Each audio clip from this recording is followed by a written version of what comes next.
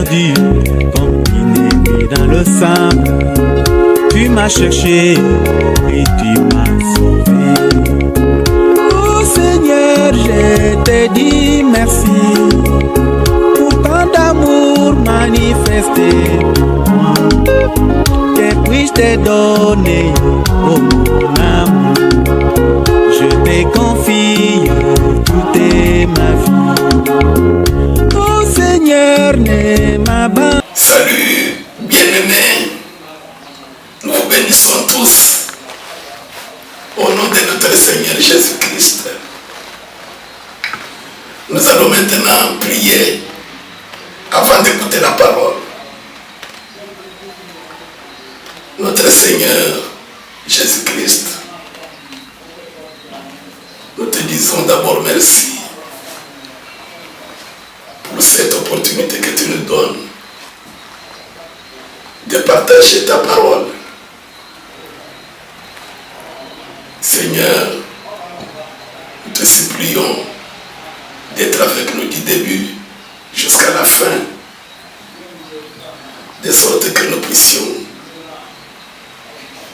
être dirigés par le Saint-Esprit, être bénis par toi-même et être édifiés par cette parole. Nous avons ainsi prié avec action de grâce au nom de notre Seigneur Jésus-Christ. Amen. Une fois de plus, merci de pouvoir sacrifier votre temps pour nous suivre. Merci aussi pour vos prières. Nous continuons avec notre thème, le serviteur inutile. Nous avons vu le premier sujet et le deuxième. Nous n'avons pas le temps d'y revenir. Nous allons passer au troisième sujet.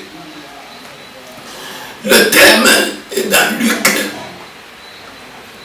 Luc chapitre 17, si je n'ai pas oublié. Le serviteur inutile. Vous vous rappelez très bien. C'était dans Luc chapitre 17, verset 7 à 10. Le troisième sujet, nous allons lire 2 Samuel chapitre 6, verset 16 à 23.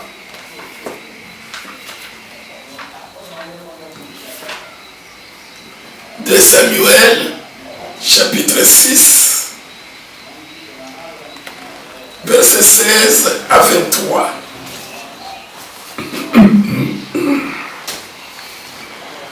Nous lisons au nom du Seigneur Jésus. Comme l'arche de l'Éternel entrait dans la cité de David, Michal,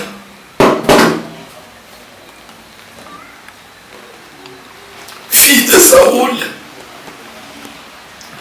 regardait par la fenêtre et voyant le roi David sauter et danser devant l'Éternel, elle le méprisa dans son cœur.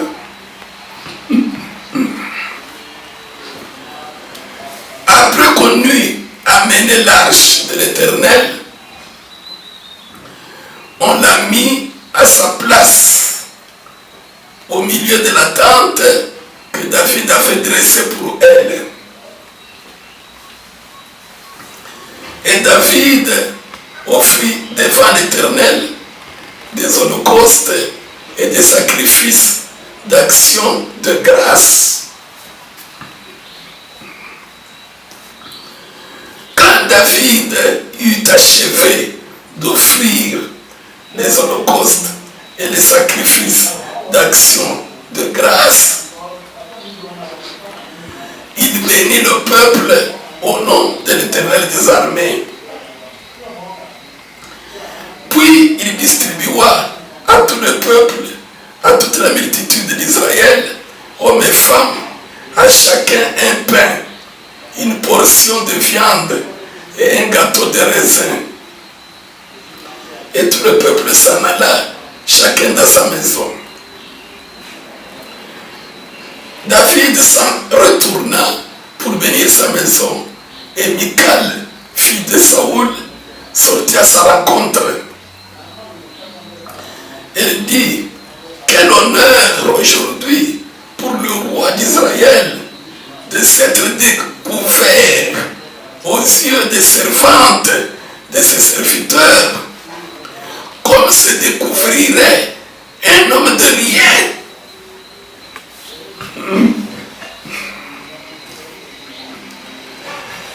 David répondit à Michal,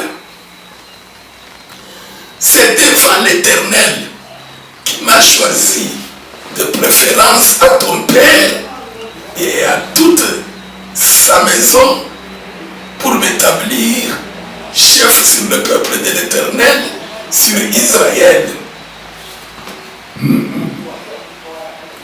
C'est devant l'Éternel que j'ai dansé.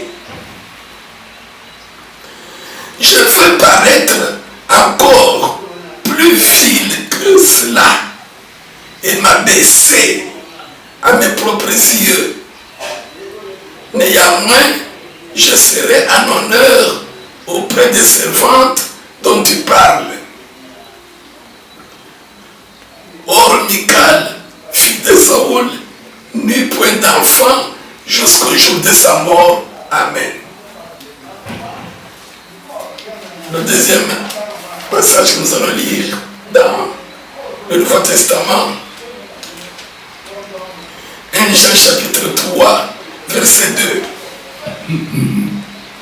1 Jean chapitre 3, verset 2. Bien-aimés, nous sommes maintenant enfants de Dieu. Et ce que nous serons n'a pas encore été manifesté. Mais nous savons que lorsque cela sera manifesté, nous serons semblables à lui parce que nous le verrons tel qu'il est. Amen. Bien-aimés,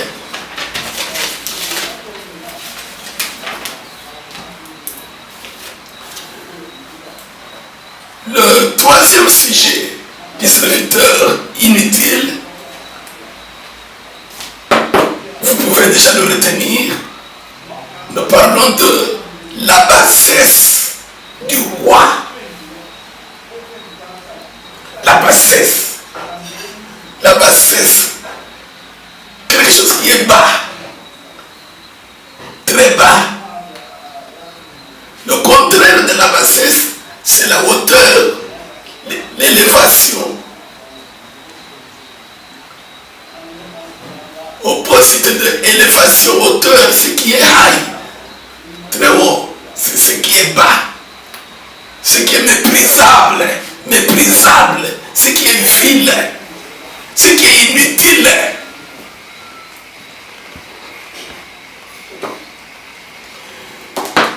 David avait une fille qu'il aimait beaucoup. Elle s'appelait Michal, la fille du roi. Et David avait tout fait pour l'épouser. Son beau-père ne voulait pas, Saoul. Et il lui a exigé d'amener une dot qui peut être chère, les prépuces de plusieurs Philistins. C'est-à-dire David devait d'abord les tuer et amener les prépuces. David l'a fait.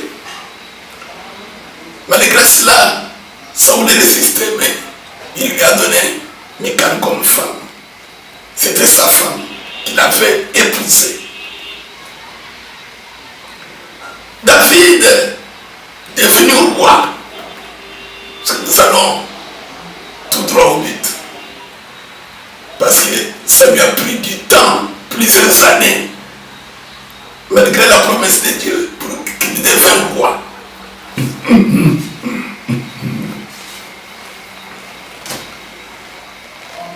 David a décidé de ramener l'arche de l'Éternel qui était chez les Philistins, de la ramener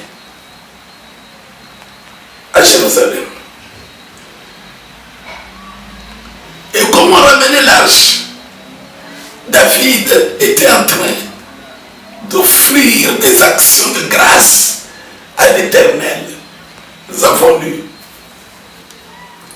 Michaël, la reine, regardait par la fenêtre. Elle n'était pas partie, elle regardait dans la fenêtre. David est le roi. Un roi d'Israël, où partout au monde, retenez une chose. Israël n'avait jamais eu de roi. L'Éternel était son roi.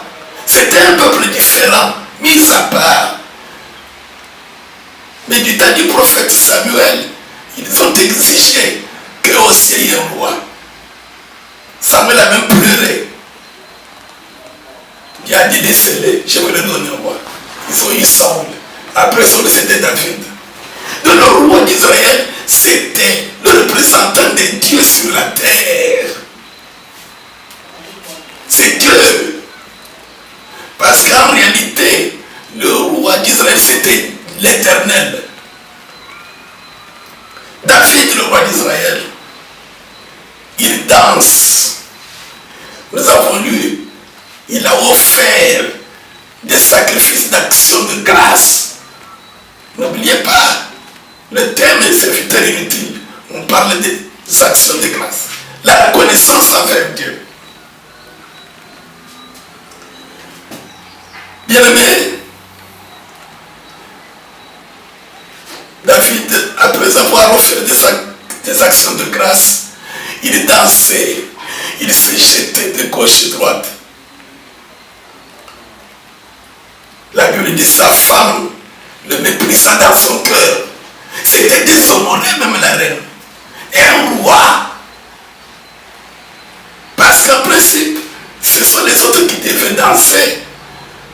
Non seulement pour l'Éternel, danser aussi pour le roi. Qui dansait plus que les autres, qui louait Dieu plus que les autres, qui se découvrait devant le peuple.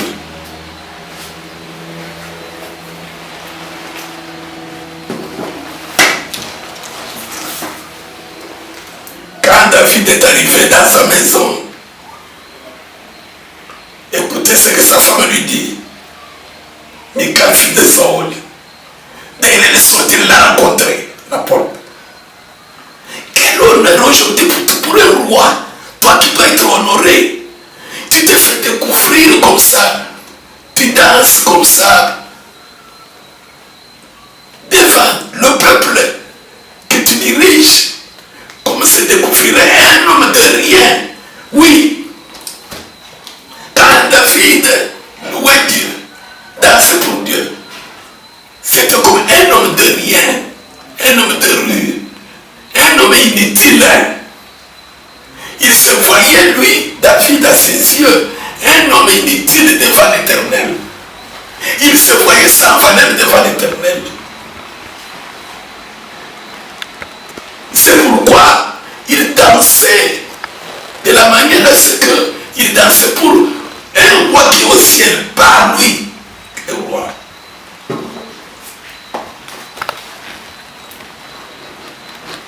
Écoutez la réponse de David à Michal. C'est devant l'Éternel que je danse comme ça. Je vais paraître, verset 22, je vais paraître encore plus vil, quelqu'un qui est vil, quelqu'un qui est néant, quelqu'un qui est inutile, quelqu'un inférieur, quelqu'un de la rue, quelqu'un de rien, sans importance. Je vais paraître encore plus vil que cela et m'abaisser devant l'Éternel. La bassesse du roi, tout est roi. Il s'abaisse devant l'Éternel. l'éternel. Pour que l'éternel croisse, Jean-Baptiste dit, il faut que moi je diminue à mes propres yeux et devant les hommes, mais que Jésus croisse. Alléluia.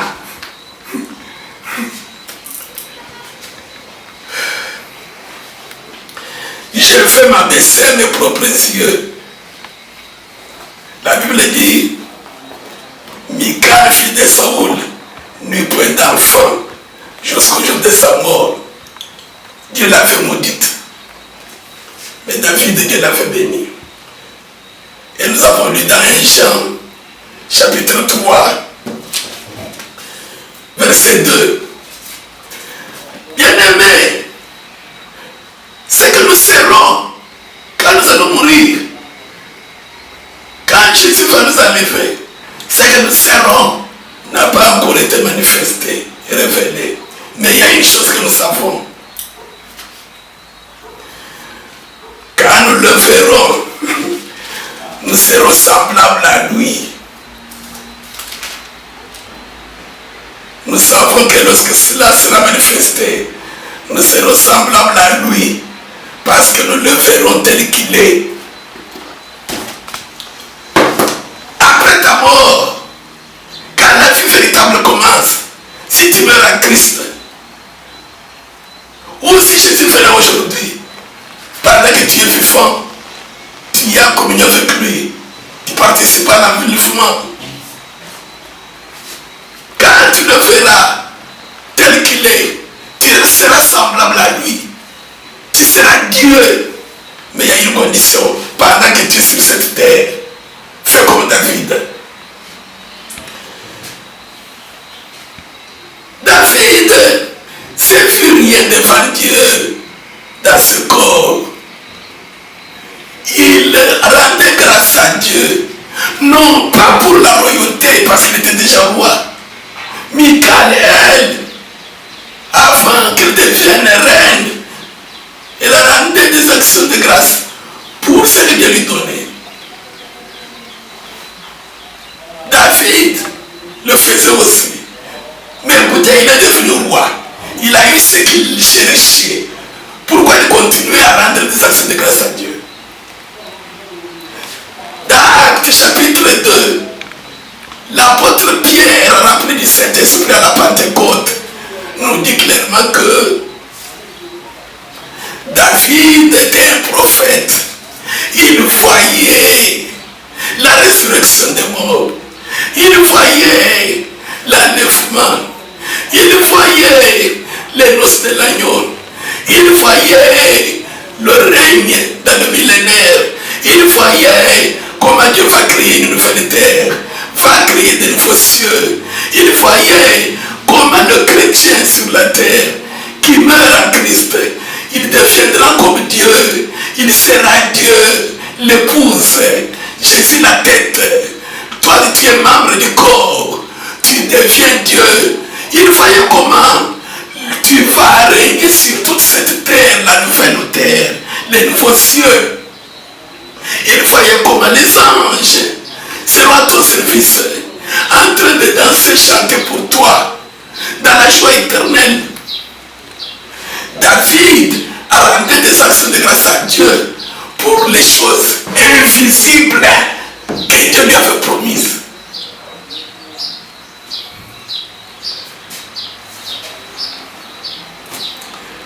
Michal a rendu action de grâce à Dieu pour les choses visibles qu'elle a eues sur la terre. Seulement, la bassesse du roi, la reconnaissance envers Dieu. Nous rendons grâce à Dieu seulement fin de l'année. Je bénis beaucoup le Seigneur. J'adore mon Dieu. J'ai la joie. Cette année, Dieu m'a fait ceci, Dieu m'a fait cela. Est-ce que tu rends grâce à Dieu pour les promesses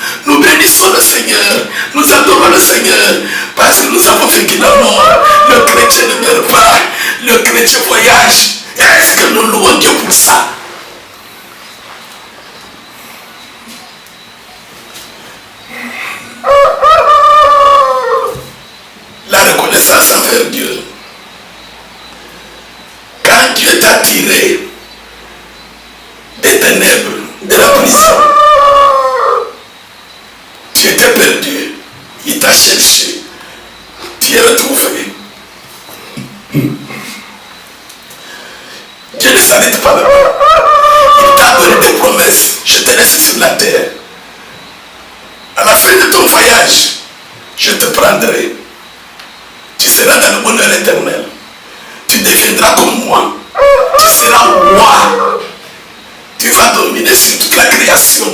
Toi et moi, un.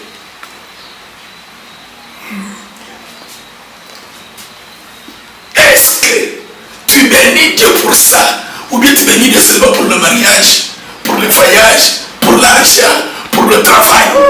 Accès de grâce, seulement pour les choses du monde. Mais est-ce que tu bénis Dieu pour... Parce que la foi, c'est quoi? La Bible dit ceci. D'abord, elle était dans le sujet. Le serviteur est inutile. Il ne bénit pas Dieu. Il ne loue pas Dieu.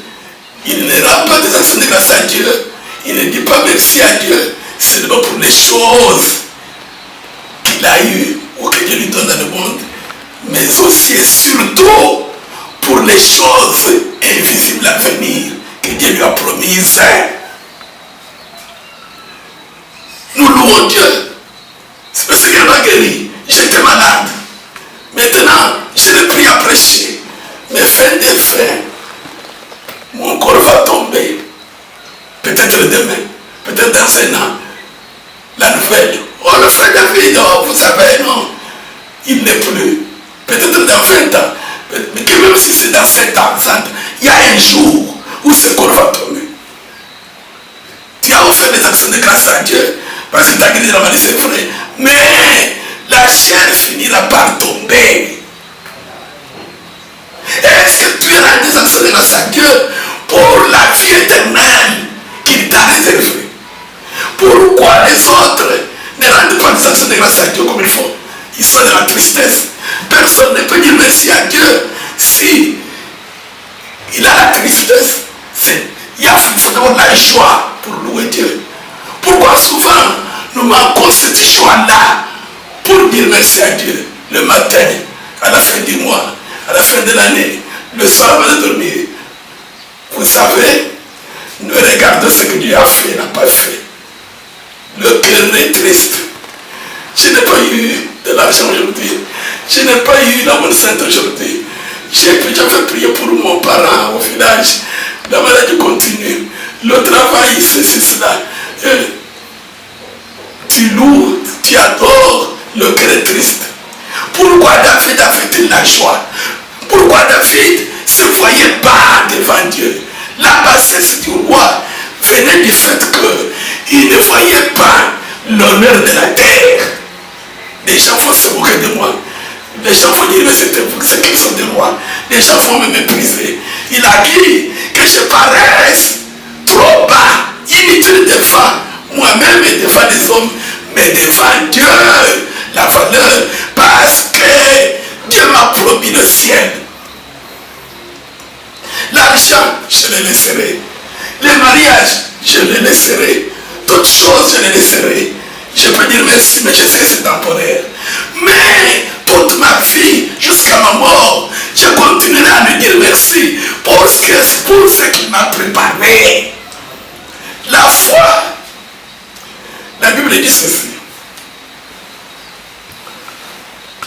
Nous sommes sauvés par la grâce.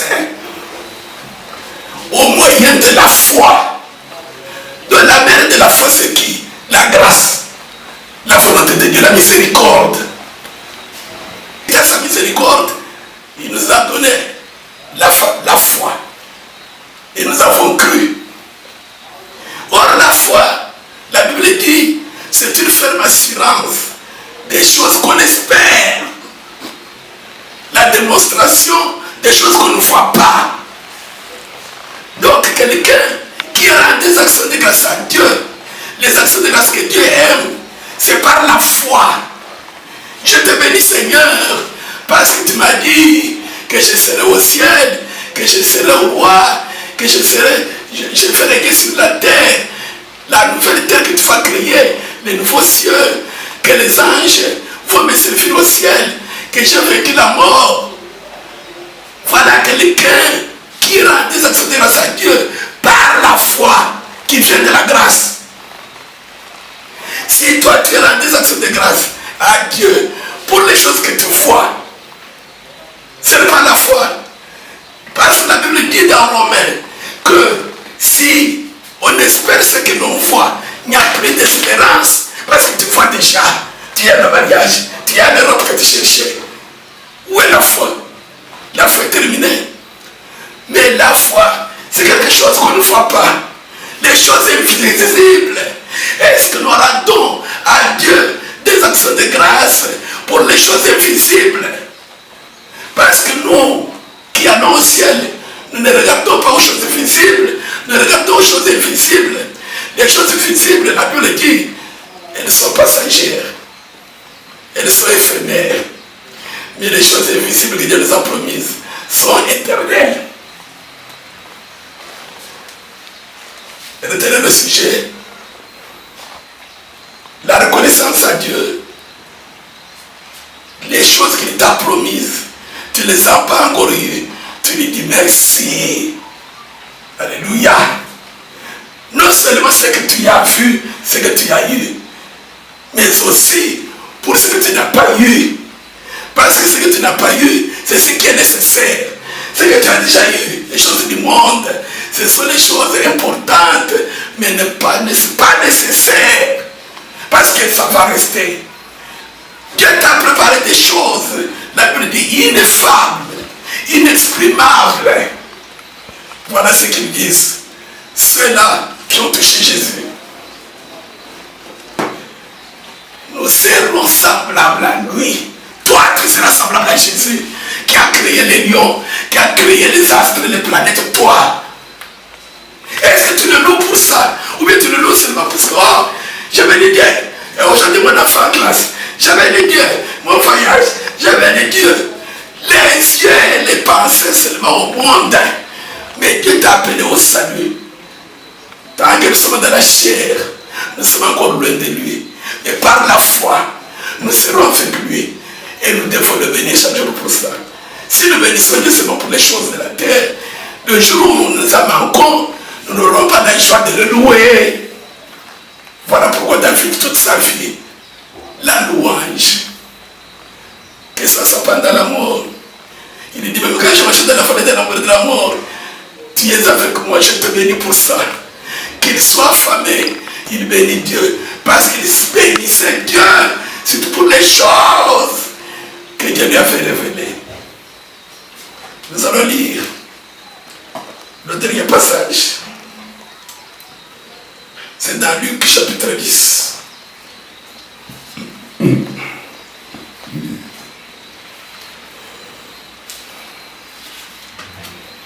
Luc chapitre 10.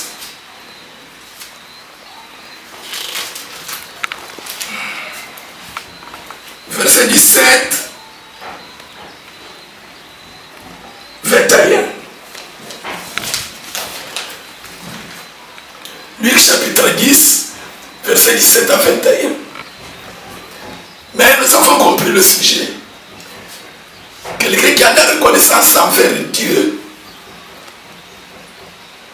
il ne dit pas merci à Dieu seulement pour les choses qu'il voit ou qu'il a reçues. Mais il dit merci à Dieu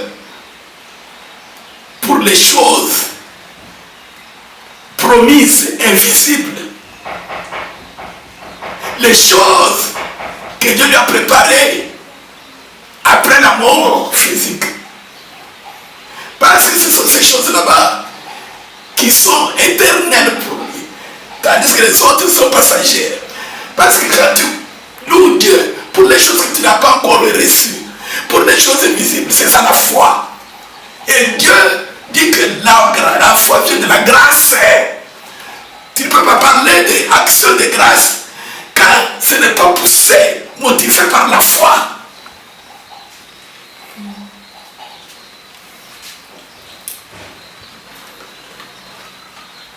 Luc chapitre 10, 17 à 21.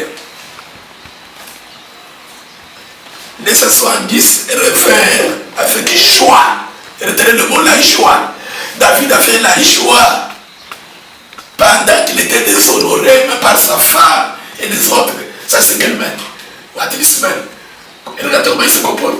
Ça c'est pour te traiter. C'est ça un roi. C'est ça un chrétien. C'est ça, oh non, il est serviteur de Dieu. Regardez sa vie. Regardez ceci. David n'a pas cherché l'honneur de la terre du corps.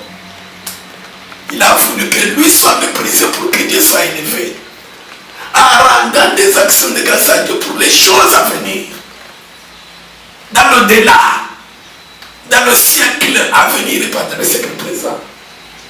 Et Dieu aime ça. Il a la reconnaissance.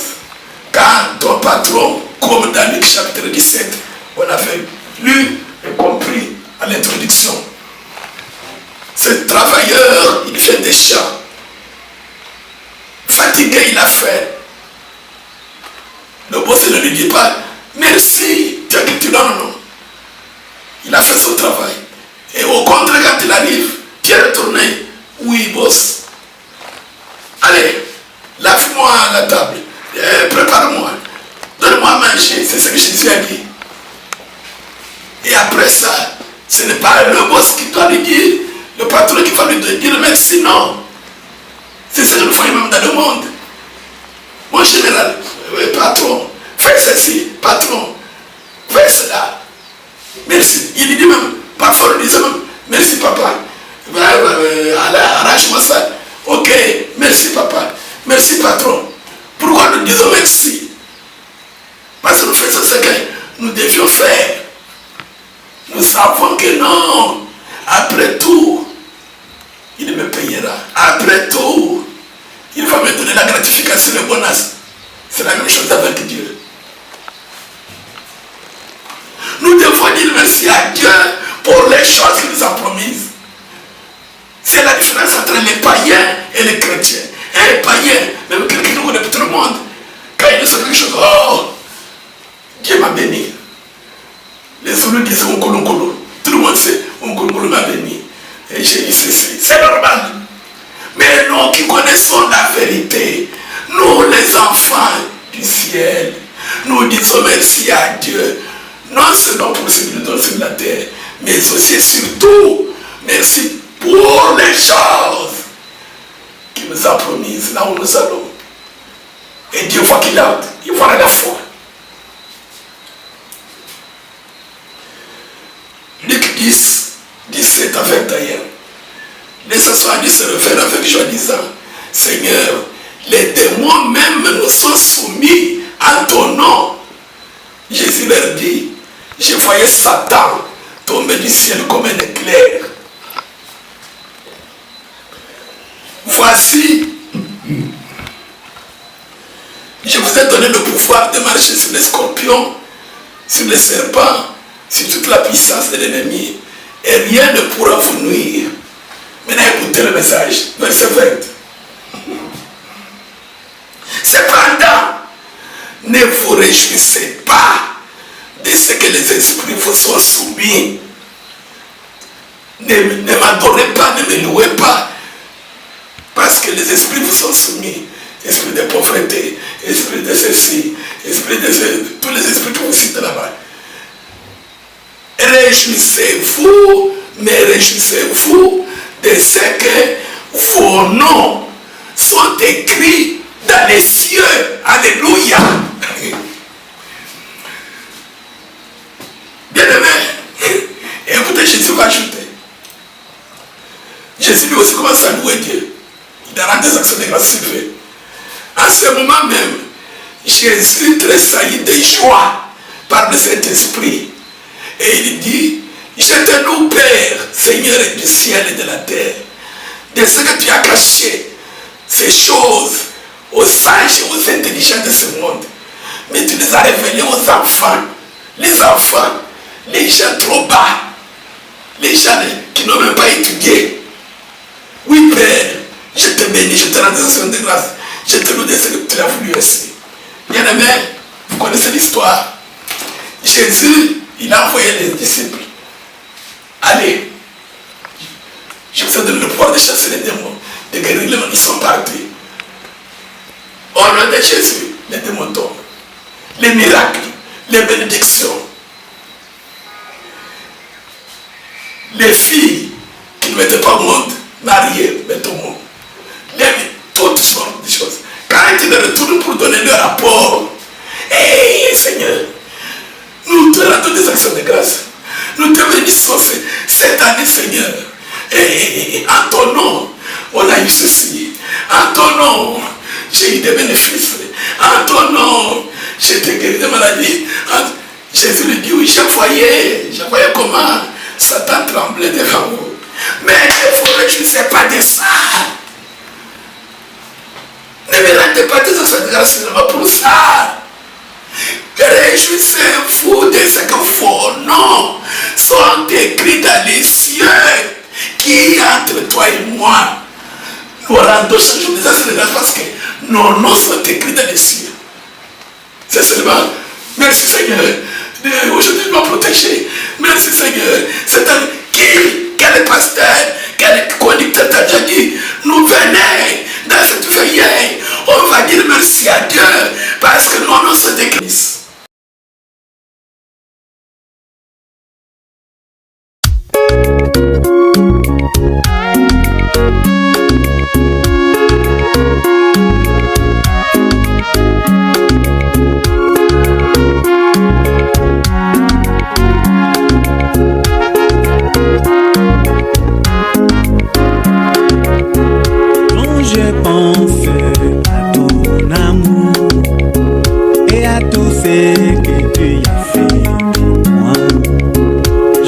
Perdu comme inné dans le sable, tu m'as cherché et tu m'as sauvé.